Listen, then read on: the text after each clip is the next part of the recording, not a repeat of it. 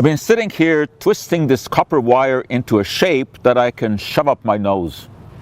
No, I haven't gone insane. Here's what it's all about. Came across this gizmo on the internet called Copper Zap, which suggested that putting a piece of copper, which is exactly what it is, up your nose is going to take care of various kind of microbes, including viruses. Well, before we dismiss this as total nonsense, let's take a bit of a look at the science behind this. Copper actually does have antimicrobial properties. If we go back about 4,000 years, the Smith Papyrus, found in Egypt, which documented medical therapies at that time, suggested using pieces of copper on battle wounds. The ancient Phoenicians took shavings from their bronze swords whenever they were injured and put those shavings on the wound, because empirically they had found that it would reduce the chance of infection. Of course, they didn't know anything about bacteria or viruses. They also learned that drinking from copper containers would lead to reduced risk of diarrhea. Well, today we understand why this is, because copper really does have antimicrobial properties. The surface of copper will react with oxygen to form copper oxide. In copper oxide, copper has a positive charge, and that positively charged copper can infiltrate biological molecules like proteins and DNA and inactivate them. So there is reason to believe that there might be something going on here. And also, when copper becomes a positive ion, it releases electrons. Those electrons can be picked up by oxygen to form something we call superoxide, and that has antiviral properties.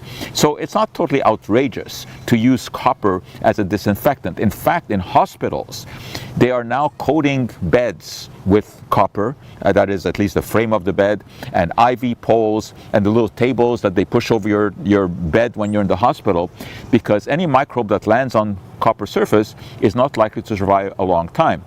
We had an article in New England Journal of Medicine recently which showed that on a copper surface, the coronavirus will survive for only about 4 hours, whereas on paper and plastic and steel, it will survive for a much, much longer time. So it's interesting to look at copper in this fashion. And in fact, there are a number of manufacturers now who are making masks that have copper thread in them or copper nanoparticles, claiming that these have some sort of effect against the coronavirus, although they are very vague about what that effect may be. Should we go out and spend $50 to $70 for a mask that has copper in it? At this point, we just don't have enough evidence for that. We do have evidence that if there's copper in the mask, the virus probably will not survive as long, but it will not impede the transfer of the virus through the mask, so it doesn't have any real filtering ability. However, any virus that lands on the surface of the mask is likely not to survive for as long as it would on a cloth mask. But in any case, when you're using cloth masks, you're cleaning them regularly.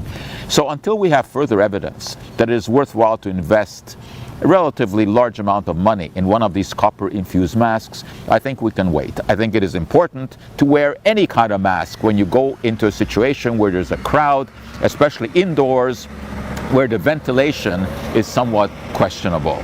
So I'm not ready yet to take this and put it up my nose, although I would be saving a lot of money because the gizmo that I mentioned before is $70, although the last time I checked on their website, they seem to be completely out of it.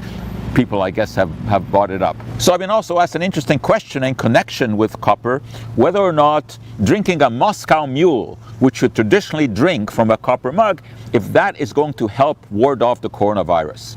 No.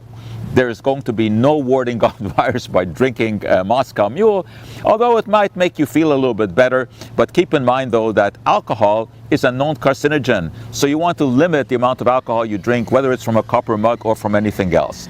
And just one final word here. I'm not going to shove this up my nose. What about using it as a copper bracelet? Because people have suggested that it reduces the chance of arthritic symptoms. Well, there's about as much evidence for that as for taking this thing and sticking it up my nose.